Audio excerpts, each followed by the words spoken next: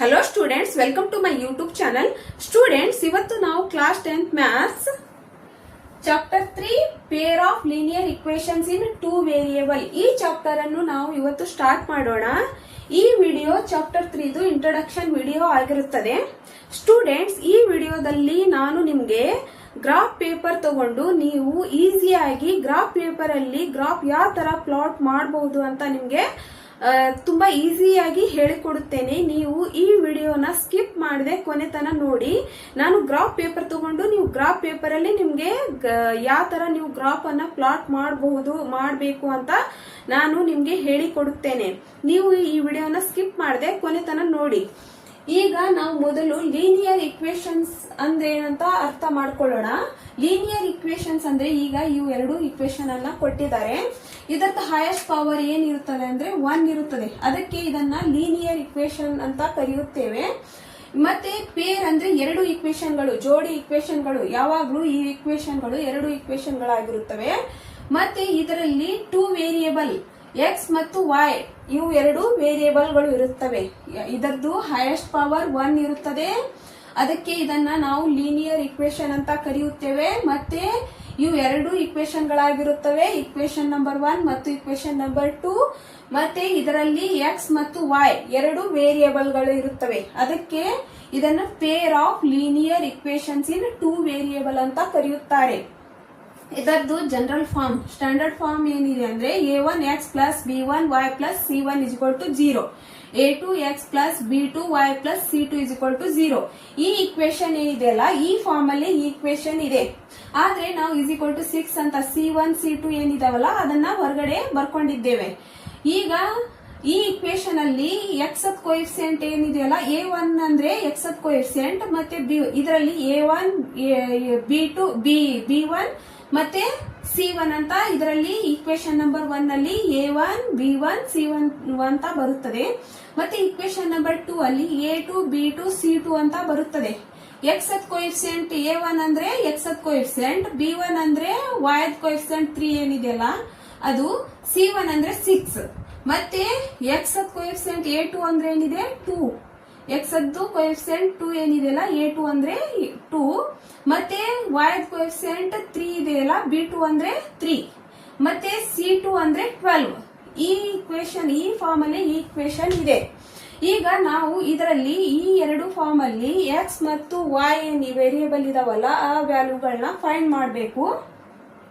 ಈಗ ನಾನು ನಿಮ್ಗೆ ಇಕ್ವೇಶನ್ ಅನ್ನ ಸಾಲ್ವ್ ಮಾಡುವಾಗ, ನಾನು ಎಕ್ಸಾಂಪಲ್ ಗಳನ್ನ ಸಾಲ್ವ್ ಮಾಡುವಾಗ ನಿಮ್ಗೆ ಕ್ಲಿಯರ್ ಆಗಿ ಅಂಡರ್ಸ್ಟ್ಯಾಂಡ್ ಆಗುತ್ತದೆ ಯಾವ ತರ ನಾವು ಈ ವ್ಯಾಲ್ಯೂಗಳನ್ನ ಎಕ್ಸ್ ಮತ್ತು ವೈ ವ್ಯಾಲ್ಯೂಗಳನ್ನ ಫೈಂಡ್ ಮಾಡಬೇಕು ಮತ್ತು ಗ್ರಾಫ್ ಅನ್ನ ಯಾವ ತರ ನಾವು ಪ್ಲಾಟ್ ಮಾಡಬಹುದು ಗ್ರಾಫ್ ಪೇಪರ್ ಅಲ್ಲ ಅಂತ ನಾನು ಗ್ರಾಫ್ ಪೇಪರ್ ತಗೊಂಡೆ ನಿಮ್ಗೆ ಹೇಳ್ಕೊಡುತ್ತೇನೆ. ಈಗ ಇದರಲ್ಲಿ ನೆಕ್ಸ್ಟ್ ಏನಂದ್ರೆ ಮೆಥಡ್ಸ್ ಆಫ್ ಸಾಲ್ವಿಂಗ್ ಇಕ್ವೇಶನ್. ಅದರಲ್ಲಿ 3 ಮೆಥಡ್ಸ್ ಗಳು ಬರುತ್ತವೆ, ಗ್ರಾಫಿಕಲ್ ಮೆಥಡ್ ಮತ್ತು ಸಬ್ಸ್ಟಿಟ್ಯೂಷನ್ ಮೆಥಡ್ ಮತ್ತು ಎಲಿಮಿನೇಷನ್ ಮೆಥಡ್ ಅಂತ. ಮೊದಲು ಗ್ರಾಫಿಕಲ್ ಮೆಥಡ್ ಅನ್ನ ತಿಳ್ಕೊಳ್ಳೋಣ. ಗ್ರಾಫಿಕಲ್ ಮೆಥಡ್, ಈಗ ಇದರ ಜನರಲ್ ಫಾರ್ಮ್ ಅನ್ನ ಇಲ್ಲಿ ಬರ್ಕೊಂಡಿದ್ದೇನೆ. a1x plus b1y plus c1 0, a2x plus b2y plus c2 0.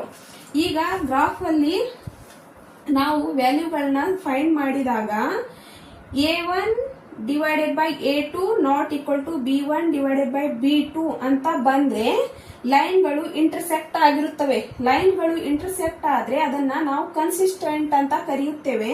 ಅದರ ಸೊಲ್ಯೂಷನ್ ಏನಿರ್ತದೆ, ಒಂದೇ ಒಂದು ಸೊಲ್ಯೂಷನ್ ಇರುತ್ತದೆ. ಮತ್ತೆ a1 divided by a2 not equal to b1 divided by b2 ಅಂತ ಬಂದ್ರೆ ಮಾತ್ರ ಲೈನ್ಗಳು ಇಂಟರ್ಸೆಕ್ಟ್ ಆಗಿರುತ್ತವೆ. ಮತ್ತೆ a1 divided by a2 is equal to b1 divided by b2 is equal to c1 divided by c2. ಈಗ 3 equal ಆಗಿ ಬಂದ್ರೆ ಲೈನ್ಗಳು consistent ಆಗಿರುತ್ತವೆ. ಮತ್ತೆ ಒಂದ್ರ ಮೇಲೆ ಒಂದ್ ಲೈನ್ ಬರುತ್ತವೆ, ಅದನ್ನ ನಾವು ಕನ್ಸಿಸ್ಟೆಂಟ್ ಅಂತ ಕರೆಯುತ್ತೇವೆ. ಅದರದ್ದು ಸೊಲ್ಯೂಷನ್ ಮೆನಿ ಸೊಲ್ಯೂಷನ್ ಆಗಿರುತ್ತವೆ. ಅಂದ್ರೆ ನಾವು ಸೊಲ್ಯೂಷನ್ ಅನ್ನ ಫೈಂಡ್ ಮಾಡ್ತಾ ಹೋದಂಗೆಲ್ಲ ಸೊಲ್ಯೂಷನ್ ಗಳು ಬರ್ತಾನೆ ಇರುತ್ತವೆ, ಅದಕ್ಕೆ ಎಂಡೇ ಇರುವುದಿಲ್ಲ. ಮೆನಿ ಸೊಲ್ಯೂಷನ್ ಗಳಾಗಿರುತ್ತವೆ. ಮತ್ತೆ ಲೈನ್ ಏನಿರ್ತವೆ ಅಂದ್ರೆ ಒಂದ್ರ ಮೇಲೆ ಒಂದ್ ಬರುತ್ತವೆ. ಅದನ್ನ ನಾವು a1 divided by a2 is equal to b1 divided by b2 is equal to c1 divided by c2 ಅಂತ ಬಂದ್ರೆ ಮಾತ್ರ ಲೈನ್ ಒಂದ್ರ ಮೇಲೆ ಒಂದ್ ಬರುತ್ತದೆ. ಮತ್ತೆ next a1 divided by a2 is equal to b1 divided by b2 not equal to c1 divided by c2 ಅಂತ ಬಂದ್ರೆ ಲೈನ್ಗಳು ಪ್ಯಾರಲಲ್ ಆಗಿರುತ್ತವೆ. ಅದನ್ನ ನಾವು ಇನ್ಕನ್ಸಿಸ್ಟೆಂಟ್ ಅಂತ ಕರೆಯುತ್ತೇವೆ. ಅದರದ್ದು ಸೊಲ್ಯೂಷನ್ ಇರುವುದಿಲ್ಲ. ಲೈನ್ಗಳು ಪ್ಯಾರಲಲ್ ಆಗಿ ಬಂದ್ರೆ ಅದರ ಸೊಲ್ಯೂಷನ್ ಇರುವುದಿಲ್ಲ. ನಾನು ಎಕ್ಸಾಂಪಲ್ ಅನ್ನ ಸಾಲ್ವ್ ಮಾಡಬೇಕಾದ್ರೆ ನಿಮ್ಗೆ ಇದು ಕ್ಲಿಯರ್ ಆಗಿ ಅಂಡರ್ಸ್ಟ್ಯಾಂಡ್ ಆಗುತ್ತದೆ. ಅಂದ್ರೆ ನಾವು ಗ್ರಾಫ್ ಅನ್ನ ಪ್ಲಾಟ್ ಮಾಡುವಾಗ ಮತ್ತೆ ವ್ಯಾಲ್ಯೂಗಳು ಬಂದಾಗ ನಾವು ಅದನ್ನ ಲೈನ್ಗಳು ಬರ್ತಾವಲ್ಲ ಗ್ರಾಫ್ ಪೇಪರ್ ಅಲ್ಲಿ, ಅದಕ್ಕೆ ಆವಾಗ ನಿಮ್ಗೆ ಇಂಟರ್ಸೆಕ್ಟ್ ಆಗಿದ್ದು ಮತ್ತೆ ಒಂದ್ರ ಮೇಲೆ ಒಂದ್ ಲೈನ್ ಬಂದಿದ್ದು ಮತ್ತೆ ಪ್ಯಾರಲಲ್ ಆಗಿ ಬಂದಿದ್ದು ನಿಮ್ಗೆ ಎಲ್ಲ ಕ್ಲಿಯರ್ ಆಗಿ ಅಂಡರ್ಸ್ಟ್ಯಾಂಡ್ ಆಗುತ್ತದೆ. First method graphical method. ನಾವು ಈಗ ಗ್ರಾಫಿಕಲ್ ಮೆಥಡ್ ಬಗ್ಗೆ ತಿಳಿದುಕೊಳ್ಳೋಣ. ಗ್ರಾಫಿಕಲ್ ಮೆಥಡ್ ಅಲ್ಲಿ ನಮಗೆ ಗ್ರಾಫ್ ಪ್ಲಾಟ್ ಮಾಡಲು 2 ಪಾಯಿಂಟ್ಗಳು ಬೇಕಾಗುತ್ತವೆ. 2 ಪಾಯಿಂಟ್ ಅನ್ನು ನಾವು ಮೊದಲು ನಾವು 2 ಪಾಯಿಂಟ್ಗಳನ್ನ ಫೈಂಡ್ ಮಾಡ್ಕೋಬೇಕು. 2 ಪಾಯಿಂಟ್ಗಳನ್ನ ಫೈಂಡ್ ಮಾಡ್ಕೋಬೇಕಂದ್ರೆ ಇಕ್ವೇಶನ್ ನಂಬರ್ 1 ಮತ್ತು ಇಕ್ವೇಶನ್ ನಂಬರ್ 2. ಈಗ ಇಕ್ವೇಶನ್ ನಂಬರ್ 1 ಅಲ್ಲಿ 2 ಪಾಯಿಂಟ್ಗಳನ್ನ ಫೈಂಡ್ ಮಾಡ್ಕೋಬೇಕು ಮತ್ತು ಇಕ್ವೇಶನ್ ನಂಬರ್ 2 ಅಲ್ಲಿ 2 ಪಾಯಿಂಟ್ಗಳನ್ನ ಫೈಂಡ್ ಮಾಡ್ಕೋಬೇಕು. ಹಾಗಾಗಿ ನಾವು x ಮತ್ತು y ವ್ಯಾಲ್ಯೂಗಳನ್ನ ಇಲ್ಲಿ ಫೈಂಡ್ ಮಾಡ್ಕೋಬೇಕಾಗುತ್ತದೆ. x ಮತ್ತು y ವ್ಯಾಲ್ಯೂಗಳನ್ನ ಫೈಂಡ್ ಮಾಡ್ಕೋಬೇಕಂದ್ರೆ ಈ ತರ ನಾವು ಬಾಕ್ಸ್ ಅನ್ನ ಹಾಕೋಬೇಕಾಗುತ್ತದೆ. ಈಗ ನಾವು ಈ ಇಕ್ವೇಶನ್ ಅನ್ನ ಯೂಸ್ ಮಾಡಿ x ಮತ್ತು y ವ್ಯಾಲ್ಯೂನ ಫೈಂಡ್ ಮಾಡೋಣ. ಈಗ ಈ ಇಕ್ವೇಶನ್ ಇಂದ 2 ಲೈನ್ಗಳು, ಈಗ 2 ವ್ಯಾಲ್ಯೂಗಳು ಫೈಂಡ್ ಮಾಡಬೇಕು ಮತ್ತು ಈ ಇಕ್ವೇಶನ್ ಇಂದ 2 x ಮತ್ತು y ವ್ಯಾಲ್ಯೂಗಳನ್ನ ಫೈಂಡ್ ಮಾಡಿ ಒಂದು ಗ್ರಾಫ್ ಅನ್ನ ಪ್ಲಾಟ್ ಮಾಡುವಾಗ 2 ಪಾಯಿಂಟ್ಗಳನ್ನ ಅಲ್ಲಿ ಮೆನ್ಷನ್ ಮಾಡಿ ನಾವು ಗೆರೆಯನ್ನ ಎಳಿಬೇಕಾಗುತ್ತದೆ. ಈಗ ಈ ಇಕ್ವೇಶನ್ ನಂಬರ್ 1 ಏನಿದೆಯಲ್ಲ ಇದರಲ್ಲಿ ನಾವು 2 ವ್ಯಾಲ್ಯೂಗಳನ್ನ ಫೈಂಡ್ ಮಾಡೋಣ, x ಮತ್ತು y ವ್ಯಾಲ್ಯೂಗಳನ್ನ. x ಮತ್ತು y ವ್ಯಾಲ್ಯೂಗಳನ್ನ ಫೈಂಡ್ ಮಾಡಲಿಕ್ಕೆ ನಾನು ಇಲ್ಲಿ x ಪ್ಲೇಸ್ ಅಲ್ಲಿ ನಾನು 0ನ ಬರ್ಕೋಬೇಕು. ಈಗ ನಾನು ಇಲ್ಲಿ x ಮತ್ತು x ಪ್ಲಸ್ ಇಕ್ವೇಶನ್ ನಂಬರ್ 1 ನ ಬರ್ಕೋತಾ ಇದ್ದೀನಿ. x plus 3y is equal to 6. ಈಗ ಇದು ಇಕ್ವೇಶನ್ ನಂಬರ್ 1 ಏನಿದೆಯಲ್ಲ ಇದರಲ್ಲಿ ನಾವು ಇಲ್ಲಿ ಈಗ x ಅಂದ್ರೇನು, ನಾನು y ವ್ಯಾಲ್ಯೂನ ಫೈಂಡ್ ಮಾಡಬೇಕಂದ್ರೆ x ಪ್ಲೇಸ್ ಅಲ್ಲಿ ನಾನು 0ನ ಬರ್ಕೋಬೇಕಾಗುತ್ತದೆ. ಹಾಗಾದ್ರೆ ಇಲ್ಲಿ ನಾನು x ಪ್ಲೇಸ್ ಅಲ್ಲಿ 0ನ ಬರ್ಕೋಬೇಕು. Next 3y is equal to 6 ಮತ್ತೆ ಇದು 0 ಆಗಿದೆ. ಇಲ್ಲಿ 3y is equal to 6, y is equal to 6 divided by 3 ಬರುತ್ತದೆ. ಇಲ್ಲಿ ಮಲ್ಟಿಪ್ಲೈ ಅಲ್ಲಿದ್ರೆ ಈ ಸೈಡ್ ಬಂದ್ರೆ ಡಿವೈಡ್ ಅಲ್ಲಿ ಬರುತ್ತದೆ. 3 1 ಮತ್ತೆ 3 2 y ಈಸ್ ಈಕ್ವಲ್ ಟು 2. ಈಗ ನಾವು y ವ್ಯಾಲ್ಯೂನ ಫೈಂಡ್ ಮಾಡಿದ್ದೇವೆ. ಈಗ ನೆಕ್ಸ್ಟ್ ನಾವು x ವ್ಯಾಲ್ಯೂನ ಫೈಂಡ್ ಮಾಡಬೇಕಂದ್ರೆ ಈಗ y ವ್ಯಾಲ್ಯೂನ ಇಲ್ಲಿ ಬರ್ಕೊಳ್ಳೋಣ 2. ಈಗ x ವ್ಯಾಲ್ಯೂನ ಫೈಂಡ್ ಮಾಡ್ಕೋಬೇಕಂದ್ರೆ ನಾವು y ಪ್ಲೇಸ್ ಅಲ್ಲಿ 0ನ ಬರ್ಕೋಬೇಕಾಗುತ್ತದೆ. ಈಗ ಮತ್ತೆ ಇದೇ ಇಕ್ವೇಶನ್ ನಂಬರ್ 1 ಏನಿದೆಯಲ್ಲ ಇದೇ ಇಕ್ವೇಶನ್ ಅನ್ನ ಇಲ್ಲಿ ಬರ್ಕೋಬೇಕಾಗುತ್ತದೆ. x plus 3y is equal to 6. ಈಗ ನಾವು y ವ್ಯಾಲ್ಯೂನ ಫೈಂಡ್ ಮಾಡ್ಕೊಂಡಿದ್ದೇವೆ. ಇಲ್ಲಿ x ಇದೆಯಲ್ಲ, ಈಗ x ಪ್ಲಸ್ 3y ಪ್ಲೇಸ್ ಅಲ್ಲಿ ನಾವು 0ನ ಬರ್ಕೋಬೇಕಾಗುತ್ತದೆ. ಇಲ್ಲಿ ಯಾಕಂದ್ರೆ ನಾವು y ಪ್ಲೇಸ್ ಅಲ್ಲಿ 0ನ ಬರ್ಕೊಂಡಿದ್ದೇವೆ. ಇಲ್ಲಿ 6 x ಪ್ಲಸ್ ಇಲ್ಲಿ 3 ಅನ್ನು 0 ಇಂದ ಮಲ್ಟಿಪ್ಲೈ ಮಾಡಿದ್ರೆ 0ನೇ ಬರುತ್ತದೆ. ಮತ್ತೆ ಇದು 6 x ಈಸ್ ಈಕ್ವಲ್ ಟು 6 ಬರುತ್ತದೆ. x ವ್ಯಾಲ್ಯೂ ಏನು ಬಂದಿದೆ, 6 ಬಂದಿದೆ. ನಾವು x ಮತ್ತು y ವ್ಯಾಲ್ಯೂನ ಫೈಂಡ್ ಮಾಡಿದ್ದೇವೆ. ಈಗ ನಮಗೆ x ಮತ್ತು y ವ್ಯಾಲ್ಯೂ ಇದರಲ್ಲಿ 2 ಪಾಯಿಂಟ್ಗಳು ಮತ್ತು ಇದರಲ್ಲಿ 2 ಪಾಯಿಂಟ್ಗಳು ನಾವು ಫೈಂಡ್ ಮಾಡಿದ್ದೇವೆ. ಈ ವ್ಯಾಲ್ಯೂನ ಇಲ್ಲಿ ನೋಡಿ, ಇಲ್ಲಿ x ವ್ಯಾಲ್ಯೂನ ಬರ್ಕೊಳ್ಳೋಣ 6 ಅಂತ. ಇಲ್ಲಿ ನೋಡಿ 2 ಮತ್ತು 0 ಮತ್ತು 2ನ ಇಲ್ಲಿ ಬರ್ಕೊಂಡಿದ್ದೇನೆ, ಮತ್ತೆ 6 ಮತ್ತೆ 0ನ ಇಲ್ಲಿ ಬರ್ಕೊಂಡಿದ್ದೇನೆ. ಈಗ ಈ ವ್ಯಾಲ್ಯೂವನ್ನ ಯೂಸ್ ಮಾಡಿ ನಾವು ಗ್ರಾಫ್ ಅನ್ನ ಪ್ಲಾಟ್ ಮಾಡಬೇಕಾಗುತ್ತದೆ. ಈಗ ನೆಕ್ಸ್ಟ್ ನಾವು ಈ ಇಕ್ವೇಶನ್ ಅನ್ನ ಸಾಲ್ವ್ ಮಾಡೋಣ. ಒಮ್ಮೆ 2 ಗೆರೆಗಳನ್ನ ಎಳೆಯೋಣ. ಈಗ ಇಕ್ವೇಶನ್ ನಂಬರ್ 2 ಇದರಲ್ಲಿ ಪಾಯಿಂಟ್ಗಳನ್ನ ಫೈಂಡ್ ಮಾಡ್ಕೊಳ್ಳೋಣ. x ಮತ್ತು y ವ್ಯಾಲ್ಯೂಗಳನ್ನ ಫೈಂಡ್ ಮಾಡೋಣ. ಈಗ ಇಕ್ವೇಶನ್ ನಂಬರ್ 2ನ ಇಲ್ಲಿ ಬರ್ಕೊಳ್ಳೋಣ. 2x minus 3y is equal to 12. ಈಗ ನಾನು y ವ್ಯಾಲ್ಯೂನ ಫೈಂಡ್ ಮಾಡಬೇಕಂದ್ರೆ ಎಕ್ಸ್ ಪ್ಲೇಸಲ್ಲಿ 0ನ ಬರ್ಕೋಬೇಕು. ಈಗ 2 ಇಲ್ಲಿ 0 ಬರುತ್ತದೆ, ಯಾಕಂದರೆ ನಾನು ಇಲ್ಲಿ 0ನ ಬರ್ಕೊಂಡಿದ್ದೇನೆ. Minus 3y is equal to 12. ಇಲ್ಲಿ 2ನ 0 ಇಂದ ಮಲ್ಟಿಪ್ಲೈ ಮಾಡಿದರೆ 0ನೇ ಬರುತ್ತದೆ. 3y is equal to 12. ಇಲ್ಲಿ y is equal to 12 divided by minus 3 ಬರುತ್ತದೆ. 3 1 ज़ा 3 4 ज़ा y is equal to ಇಲ್ಲಿ minus 4 ಬರುತ್ತದೆ. ಇದನ್ನು ನಾವು ಇಲ್ಲಿ ಬರ್ಕೋಬೇಕು, minus 4. ನೆಕ್ಸ್ಟ್ ನಾವು ಎಕ್ಸ್ ವ್ಯಾಲ್ಯೂನ ಫೈಂಡ್ ಮಾಡ್ಕೋಬೇಕಂದ್ರೆ y ಪ್ಲೇಸಲ್ಲಿ ನಾವು 0ನ ಬರ್ಕೋಬೇಕಾಗುತ್ತದೆ. ಈಗ ಮತ್ತೆ ಈಕ್ವೇಷನ್ ನಂಬರ್ 2ನ ಇಲ್ಲಿ ಬರ್ಕೋಬೇಕು. 2x minus 3y is equal to 12. ಈಗ ನಾವು ಎಕ್ಸ್ ಪ್ಲೇಸಲ್ಲಿ 0 ಬರೆದಿದ್ದೇವೆ, ಈಗ y ಪ್ಲೇಸಲ್ಲಿ ನಾವು 0 ಬರ್ಕೋಬೇಕಾಗುತ್ತದೆ. 2x minus 3 ಇಲ್ಲಿ 0 ಬರ್ಕೊಂಡಿದ್ವಿ ಅಂದರೆ ಇಲ್ಲಿನೂ 0 ಬರ್ಕೋಬೇಕು. 12 2x ಇಲ್ಲಿ 0 ಆಗುತ್ತದೆ, ಯಾಕಂದರೆ 3 ಮಲ್ಟಿಪ್ಲೈಯಲ್ಲಿ ಯಾವುದೇ ಸಂಖ್ಯೆಯನ್ನು 0 ಇಂದ ಮಲ್ಟಿಪ್ಲೈ ಮಾಡಿದರೆ 0ನೇ ಬರುತ್ತದೆ. 12 2x is equal to 12. x is equal to 12 divided by 2. 2 1 ज़ा 2 6 ज़ा x is equal to 6 ಬರುತ್ತದೆ. ಈಗ ನಾವು ಇದರಲ್ಲಿ ಇದನ್ನು ಬರ್ಕೊಳ್ಳೋಣ, ಎಕ್ಸ್ ವ್ಯಾಲ್ಯೂನ ಇಲ್ಲಿ ಬರ್ಕೊಳ್ಳೋಣ. ಈಗ ನಮಗೆ ಎರಡು ಎಕ್ಸ್ ಮತ್ತು y ವ್ಯಾಲ್ಯೂಗಳು ಇಲ್ಲಿ ನಮಗೆ ಸಿಕ್ಕಿದೆ. 0 minus 4 ಮತ್ತು 6 minus 0 ಇವು ಎರಡು ವ್ಯಾಲ್ಯೂಗಳನ್ನ ಯೂಸ್ ಮಾಡಿಕೊಂಡು ನಾವು ಗ್ರಾಫನ್ನು ಪ್ಲಾಟ್ ಮಾಡೋಣ. ಈ ಗ್ರಾಫಲ್ಲಿ ನೋಡಿ, ಇದು ಎಕ್ಸ್ ಆಕ್ಸಿಸ್ ಮತ್ತು ಇಲ್ಲಿ y ಆಕ್ಸಿಸ್. ಇಲ್ಲಿ ನೆಗೆಟಿವ್ ನಂಬರ್ಸ್ಗಳಿದ್ದಾವೆ ಕೆಳಗಡೆ y ಆಕ್ಸಿಸ್ ಅಲ್ಲಿ, ಮತ್ತೆ ಇಲ್ಲಿ ಮೇಲ್ಗಡೆ ಪಾಸಿಟಿವ್ ನಂಬರ್ಸ್ಗಳು ಇದ್ದಾವೆ. ಮತ್ತೆ ರೈಟ್ ಸೈಡಲ್ಲಿ ಎಕ್ಸ್ ಆಕ್ಸಿಸ್ ಅಲ್ಲಿ ಪಾಸಿಟಿವ್ ನಂಬರ್ಸ್ಗಳು ಇದ್ದಾವೆ, ಮತ್ತೆ ಇಲ್ಲಿ ಲೆಫ್ಟ್ ಸೈಡಲ್ಲಿ ನೆಗೆಟಿವ್ ನಂಬರ್ಸ್ಗಳಿದ್ದಾವೆ. ನಮಗೆ ಇಲ್ಲಿ ಎಕ್ಸ್ ಮತ್ತು y, ಇದು ಎಕ್ಸ್ ಮತ್ತು y, ಇಲ್ಲಿ ಎಕ್ಸ್ ಮತ್ತು y, ಇಲ್ಲಿ ಎಕ್ಸ್ ಮತ್ತು y, ಮತ್ತು ಇಲ್ಲಿ ಎಕ್ಸ್ ಮತ್ತು y.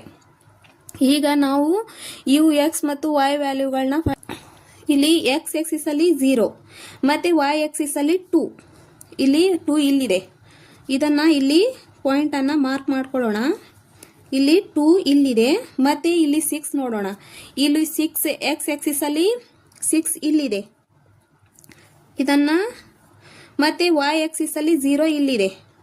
ಈಗ ನಮಗೆ 2 ಪಾಯಿಂಟ್ ಸಿಕ್ಕಿದೆ. ನಮಗೆ ಗೆರೆಯನ್ನು ಎಳಿಲಿಕ್ಕೆ ನಮಗೆ 2 ಪಾಯಿಂಟ್ ಬೇಕಾಗುತ್ತವೆ. ಈಗ 2 ಮತ್ತು 6 ಈಗ 2 ಪಾಯಿಂಟ್ ಸಿಕ್ಕಿದೆ, ಯಾಕಂದರೆ ಇಲ್ಲಿ 0 ಮತ್ತು y ಅಂದರೆ 2, ಮತ್ತು ಇಲ್ಲಿ x ಅಂದರೆ 6 ಮತ್ತು y ಅಂದರೆ 0. ಈಗ ನಾವು ಇಕ್ವೇಷನ್ ನಂಬರ್ 1 ಲೈನನ್ನು ಎಳೆದುಕೊಳ್ಳೋಣ. ನಾವು ಕರೆಕ್ಟಾಗಿ ಪಾಯಿಂಟ್ ಮೇಲೇ ಗೆರೆ ಎಳಿಬೇಕಾಗುತ್ತದೆ, ಅಂದರೆ ನಮಗೆ ಕರೆಕ್ಟಾಗಿ ಸೊಲ್ಯೂಷನ್ ಸಿಗುತ್ತದೆ. ಮತ್ತು ಈಗ ಸೆಕೆಂಡ್ ಇಕ್ವೇಷನ್ದ ವ್ಯಾಲ್ಯೂಗಳನ್ನ ನೋಡ್ಕೊಳ್ಳೋಣ. ಎಕ್ಸ್ ವ್ಯಾಲ್ಯೂ ಏನಿದೆ ಇಲ್ಲಿ 0, ಮತ್ತು y ಅಲ್ಲಿ -4y ಇಲ್ಲಿದೆ, -4y, ಮತ್ತು x ಅಲ್ಲಿ 6, ಇಲ್ಲಿ ಎಕ್ಸ್ ಆಕ್ಸಿಸ್ ಇಲ್ಲಿದೆ, 6 ಇದೆ. ಇದನ್ನೇ ನಾನು ಮತ್ತೆ ಇಲ್ಲಿ ಪಾಯಿಂಟನ್ನು ಮಾರ್ಕ್ ಮಾಡಿಕೊಳ್ಳುತ್ತೇನೆ. ಮತ್ತು 0 y ಅಂದರೆ ಏನಿದೆ, ಇಲ್ಲಿ y ಅಂದರೆ 0 ಇಲ್ಲಿದೆ. ಇದನ್ನು ನಾವು ಈ ಪಾಯಿಂಟಿಂದ ಈ ಪಾಯಿಂಟಿಗೆ ಗೆರೆಯನ್ನು ಎಳೆದುಕೊಳ್ಳೋಣ. ಇದು ಸೆಕೆಂಡ್ ಇಕ್ವೇಷನ್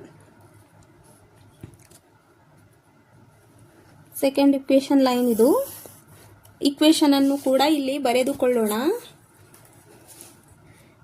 ಇಲ್ಲಿ 2x minus 3y is equal to 12. ಇದು ಇಕ್ವೇಷನ್ ನಂಬರ್ 1 ಲೈನ್. ಇದನ್ನು ಇಲ್ಲಿ ಬರೆದುಕೊಳ್ಳೋಣ. x plus 3y is equal to 6. ಮತ್ತು ನಮಗೆ ಇಲ್ಲಿ ಸೊಲ್ಯೂಷನ್ ಸಿಕ್ಕಿದೆ. 6x ಅಂದರೆ 6 ಮತ್ತು y ಅಂದರೆ 0. ಈಗ ಸೊಲ್ಯೂಷನ್ ಏನಂದರೆ 6, 0. ಎಕ್ಸ್ ಅಂದರೆ x is equal to 6, y is equal to 0. ಇದು ಕರೆಕ್ಟ್ ಆಗಿದೆ. ಈ ಸೊಲ್ಯೂಷನ್ ಏನಿದೆಯಲ್ಲ ಎಕ್ಸ್ ಮತ್ತು ವೈ ನಮಗೆ ಸಿಕ್ಕಿದೆಯಲ್ಲ, ಇದು ಇಕ್ವೇಶನ್ ನಂಬರ್ 1 ಮತ್ತು ಇಕ್ವೇಶನ್ ನಂಬರ್ 2 ಸ್ಯಾಟಿಸ್ಫೈ ಮಾಡುತ್ತದೋ ಇಲ್ಲೋ ಅಂತ ಚೆಕ್ ಮಾಡಿಕೊಳ್ಳೋಣ. ಇಲ್ಲಿ ನಾನು ಸೊಲ್ಯೂಷನ್ಗಳನ್ನ ಬರೆದುಕೊಳ್ಳುತ್ತೇನೆ. ಸೊಲ್ಯೂಷನ್ ಎಕ್ಸ್ ಮತ್ತು ಇದು 6 ಮತ್ತು 0 ಸಿಕ್ಕಿದೆ. ಇಲ್ಲಿ ಪಾಯಿಂಟ್ ಇಂಟರ್ಸೆಕ್ಟ್ ಆಗಿದೆಯಲ್ಲ, ಇಲ್ಲಿ ಪಾಯಿಂಟ್ ಇಂಟರ್ಸೆಕ್ಟ್ ಆಗಿದೆಯಲ್ಲ, ಈ ಲೈನ್ ಮತ್ತು ಈ ಲೈನ್ ಈ ಪಾಯಿಂಟ್ ಅಲ್ಲಿ ಇಂಟರ್ಸೆಕ್ಟ್ ಆಗಿದೆ. ಇದನ್ನೇ ನಾವು ಈ ಸೊಲ್ಯೂಷನ್ ಅನ್ನೇ ನಾವು ಇಲ್ಲಿ ಬರ್ಕೊಳ್ಬೇಕಾಗುತ್ತದೆ 6, 0. ಇದನ್ನ ಈ ಸೊಲ್ಯೂಷನ್ ಅನ್ನು ಕರೆಕ್ಟ್ ಆಗಿದೆ ಇಲ್ಲೋ ಅಂತ ಚೆಕ್ ಮಾಡಲಿಕ್ಕೆ ನಾವು ಈ ಇಕ್ವೇಶನ್ ಅನ್ನು ಈ ಸೊಲ್ಯೂಷನ್ ಇಂದ ಈಕ್ವೇಶನ್ 2 ಇಕ್ವೇಶನ್ ನಂಬರ್ 1 ಮತ್ತು ಇಕ್ವೇಶನ್ ನಂಬರ್ 2 ಸ್ಯಾಟಿಸ್ಫೈ ಆಗುತ್ತದೆ ಇಲ್ಲ ಅಂತ ಇಲ್ಲಿ ಚೆಕ್ ಮಾಡಿ ನೋಡೋಣ. ಇಲ್ಲಿ x ಇಸ್ ಈಕ್ವಲ್ ಟು 6 ಇದೆ, y ಇಸ್ ಈಕ್ವಲ್ ಟು 0 ಇದೆ, x plus 3y is equal to 6. ಇದು equation number 1.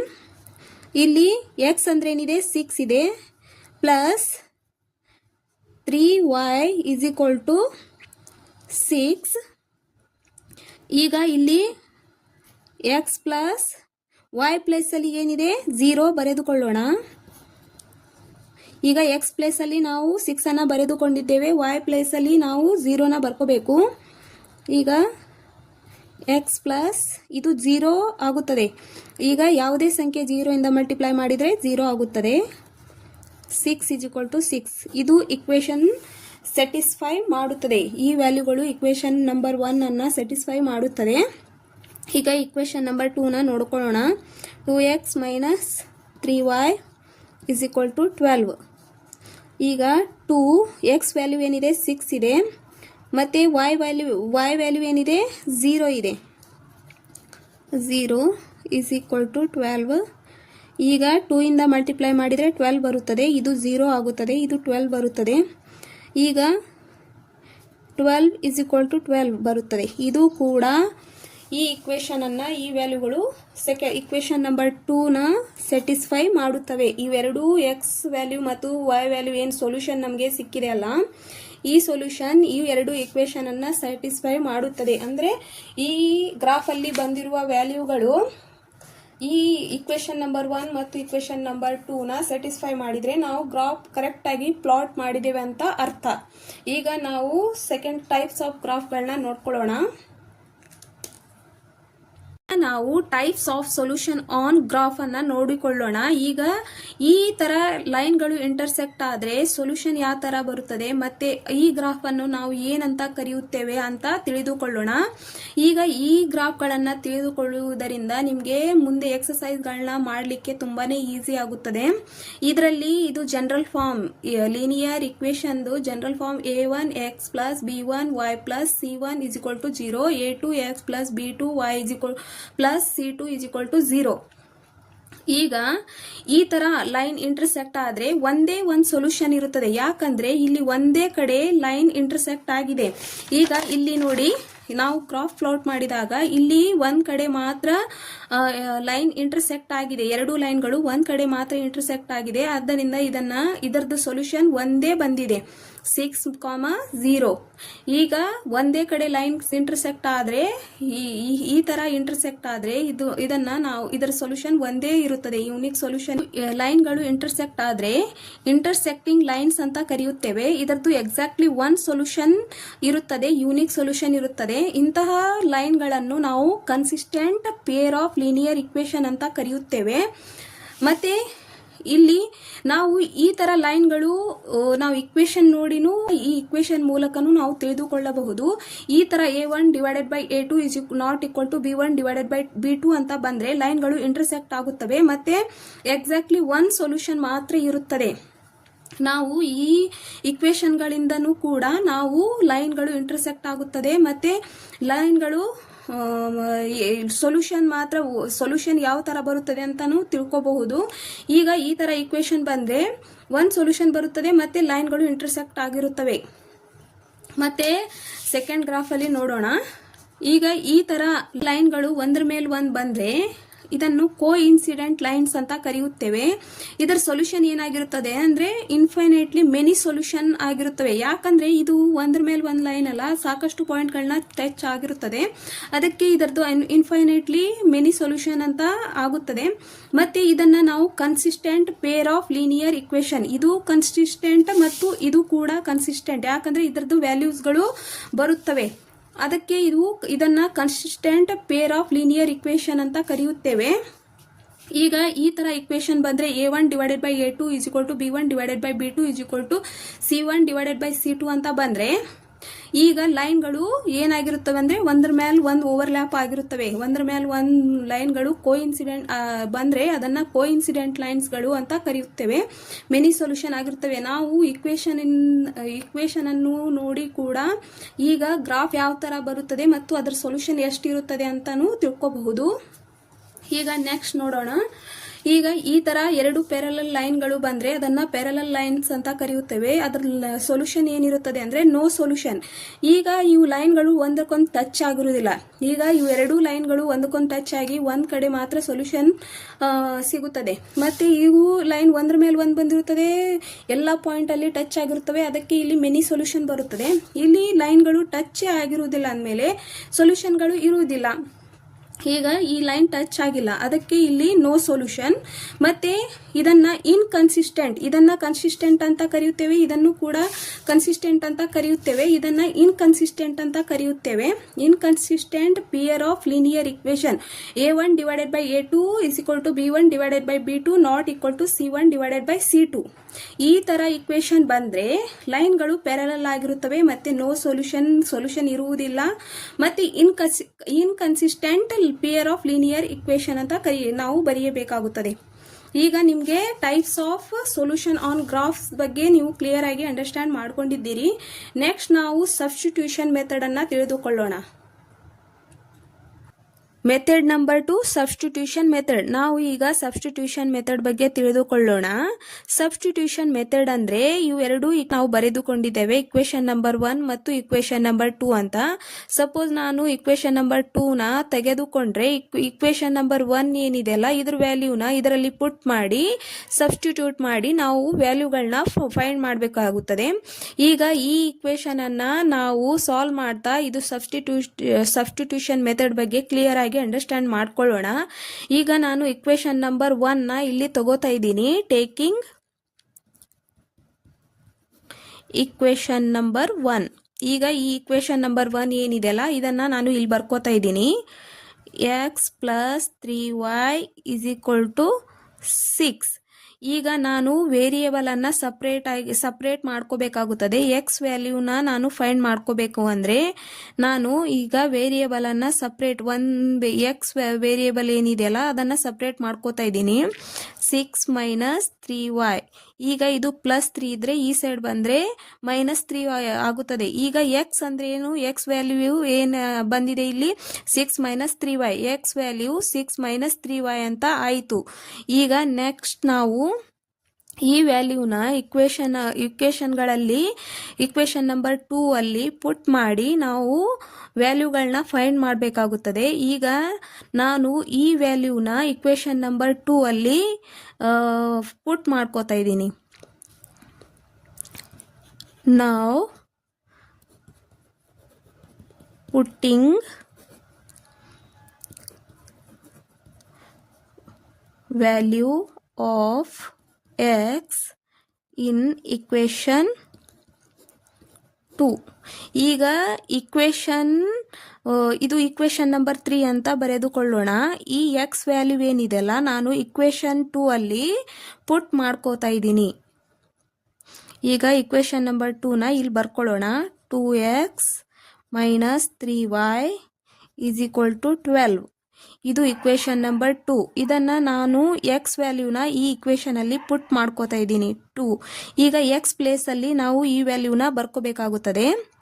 6 minus 3y minus ಇಲ್ಲಿ ಈ ಎಕ್ಸ್ ಪ್ಲೇಸ್ ಅಲ್ಲಿ ನಾವು 6 ಮೈನಸ್ 3y ಬ್ರಾಕೆಟ್ ಅಲ್ಲಿ ಬರೆದುಕೊಂಡಿದ್ದೇವೆ. ಈಗ ನೆಕ್ಸ್ಟ್ ಈ ಇಕ್ವೇಶನ್ ಅನ್ನ ಇಲ್ಲಿ ಬರ್ಕೋಬೇಕಾಗುತ್ತದೆ.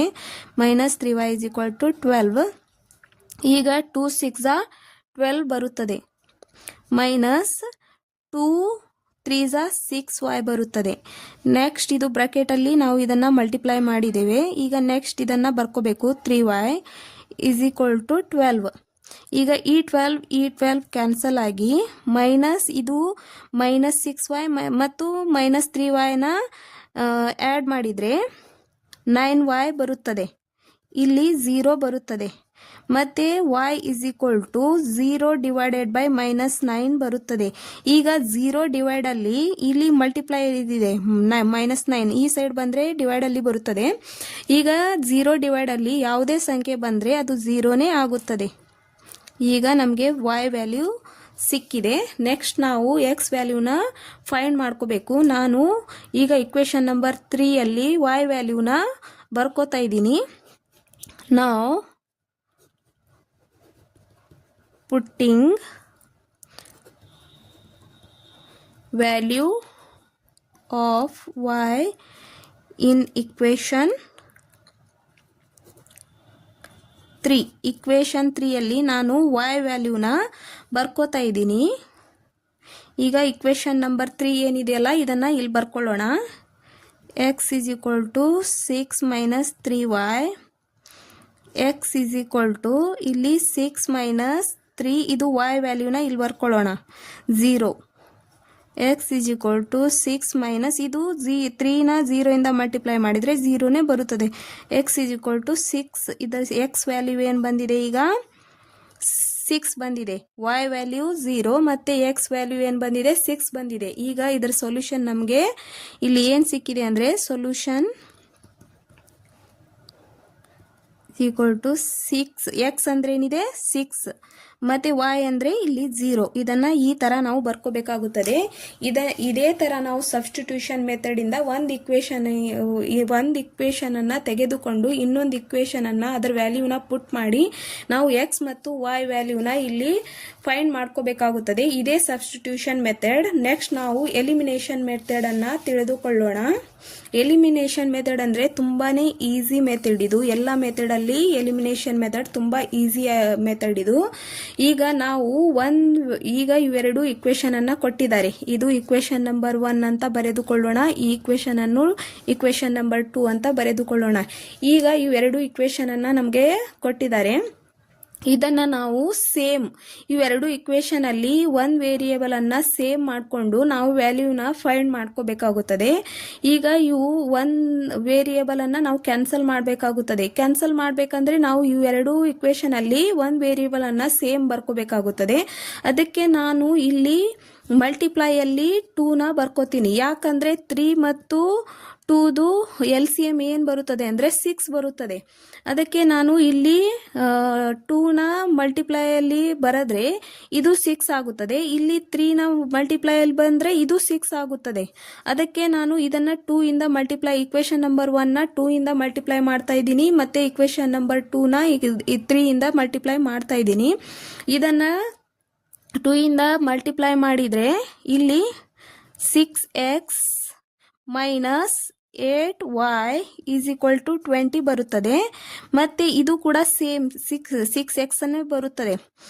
3 ಇಂದ ಮಲ್ಟಿಪ್ಲೈ ಮಾಡಿದರೆ 6x minus 2y is equal to 6 ಬರುತ್ತದೆ. ಇದನ್ನು ನಾವು ಮಲ್ಟಿಪ್ಲೈ ಮಾಡಿದರೆ ಇವು ವೇರಿಯೇಬಲ್ ಏನಿದೆವಲ್ಲ ಸೇಮ್ ಬರಬೇಕು. ಅದಕ್ಕೆ ನಾನು 2 ಇಂದ ಮಲ್ಟಿಪ್ಲೈ ಮಾಡಿದರೆ ಇದು 6x ಬಂದಿದೆ. ಇದು 3 ಇಂದ ಮಲ್ಟಿಪ್ಲೈ ಮಾಡಿದರೆ ಇದು ಕೂಡ 6x ಬಂದಿದೆ. ಈಗ ಇದನ್ನು ಇಕ್ವೇಷನ್ ನಂಬರ್ 3 ಅಂತ ತಿಳಿದುಕೊಳ್ಳೋಣ. ಇದನ್ನು ಇಕ್ವೇಷನ್ ನಂಬರ್ 4 ಅಂತ ತಿಳಿದುಕೊಳ್ಳೋಣ. ಈಗ ನಾವು ಇಕ್ವೇಷನ್ ನಂಬರ್ 4ನ ಸೈನ್ ಅನ್ನ ಚೇಂಜ್ ಮಾಡಿ ಈ ಇಕ್ವೇಷನ್ ಅನ್ನ ಈ ವೇರಿಯೇಬಲ್ ಅನ್ನ ನಾವು ಕ್ಯಾನ್ಸಲ್ ಮಾಡಬೇಕಾಗುತ್ತದೆ. ಈಗ ಇದರಲ್ಲಿ ನಾವು ಸಬ್ಸ್ಟ್ರಾಕ್ಷನ್ ಮಾಡ್ಕೋಬೇಕು. ಈ ಇಕ್ವೇಷನ್ ನಂಬರ್ 3ಯಲ್ಲಿ ಇಕ್ವೇಷನ್ ನಂಬರ್ 4ನ ಸಬ್ಸ್ಟ್ರಾಕ್ಟ್ ಮಾಡ್ಕೋಬೇಕಂದ್ರೆ ನಾವು ಸೈನ್ ಅನ್ನ ಚೇಂಜ್ ಮಾಡಬೇಕು. ಈಗ ಇದು ಪ್ಲಸ್ ಪ್ಲಸ್ ಇದೆ, ಇದು ಕ್ಯಾನ್ಸಲ್ ಆಗಲ್ಲ. ಅದಕ್ಕೆ ಇದನ್ನು ಕ್ಯಾನ್ಸಲ್ ಮಾಡಬೇಕಂದ್ರೆ ನಾವು ಮೈನಸ್ ಅನ್ನ ಮಾಡ್ಕೋಬೇಕಾಗುತ್ತದೆ. ಇದು ಪ್ಲಸ್, ಇದು ಮೈನಸ್, ಇದು ಈಸಿಯಾಗಿ ಕ್ಯಾನ್ಸಲ್ ಆಗುತ್ತದೆ. ಇಲ್ಲಿ ಇಕ್ವೇಷನ್ ನಂಬರ್ ಇದು ಪ್ಲಸ್ ಇದೆ, ಇದು ಪ್ಲಸ್ ಇದೆ. ಇದು ಇಲ್ಲಿ ನಾವು ಇದು ಮೈನಸ್ ಇದೆ. ಈ ಇಕ್ವೇಷನ್ ನಂಬರ್ 4 ಸೈನ್ ಮಾತ್ರ ಚೇಂಜ್ ಮಾಡಬೇಕು. ಇಕ್ವೇಷನ್ ನಂಬರ್ 3 ಸೈನ್ ಅನ್ನ ಚೇಂಜ್ ಮಾಡಬಾರ್ದು. ಇಕ್ವೇಷನ್ ನಂಬರ್ 4ದು ಸೈನ್ ಏನಿದೆ ಮೈನಸ್ ಇದೆ, ಇದು ಪ್ಲಸ್ ಮಾಡ್ಕೋಬೇಕು. ಇಲ್ಲಿ ಪ್ಲಸ್ ಇದೆ, ಇಲ್ಲಿ ಮೈನಸ್ ಮಾಡ್ಕೋಬೇಕು. ಈಗ ನಾವು ಇದನ್ನು ಪ್ಲಸ್ ಮೈನಸ್ ನಾವು ಸಬ್ಸ್ಟ್ರಾಕ್ಟ್ ಮಾಡಿದರೆ ಇದು ಕ್ಯಾನ್ಸಲ್ ಆಗಿದೆ. ಈಗ ಇದು 14 y ಬರುತ್ತದೆ ಇಸ್ ಈಕ್ವಲ್ ಟು ಇದು ಕೂಡ 14 ಬರುತ್ತದೆ. y is equal to 14 divided by 14. ಯಾಕಂದರೆ ಇದು ಮಲ್ಟಿಪ್ಲೈಯಲ್ಲಿದೆ, ಈ ಸೈಡ್ ಬಂದರೆ ಇದು ಡಿವೈಡಲ್ಲಿ ಬರುತ್ತದೆ. 14 1 is equal to y is equal to 1. y value ನಾವು ಫೈಂಡ್ ಮಾಡಿದ್ದೇವೆ. y ವ್ಯಾಲ್ಯೂ ಏನು ಸಿಕ್ಕಿದೆ ಅಂದರೆ y ಇಸ್ ಈಕ್ವಲ್ ಟು 1. ಈಗ ನೆಕ್ಸ್ಟ್ ನಾವು x ವ್ಯಾಲ್ಯೂನ ಫೈಂಡ್ ಮಾಡ್ಕೋಬೇಕು. ಹಾಗಾದರೆ ನಾವು ಇಕ್ವೇಶನ್ ನಂಬರ್ 1ನಲ್ಲಿ y ವ್ಯಾಲ್ಯೂನ ಪುಟ್ ಮಾಡ್ಕೊಳ್ಳೋಣ. ಅಂದರೆ ನಮಗೆ x ವ್ಯಾಲ್ಯೂ ಸಿಗುತ್ತದೆ. ನಾನು ಇಲ್ಲಿ ಬರೆದುಕೊಳ್ಳುತ್ತೇನೆ. Putting value of y in equation 1.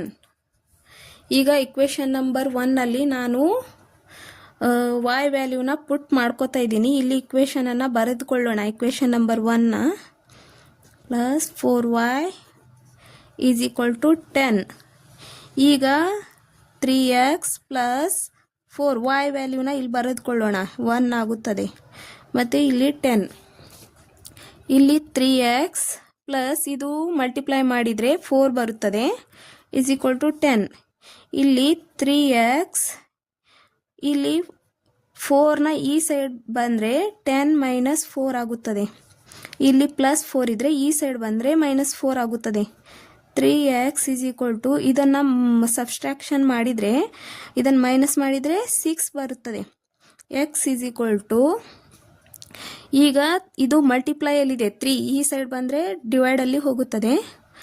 3 1 3 2 X value ಏನು ಸಿಕ್ಕಿದೆ ನಮಗೆ 2 ಬಂದಿದೆ.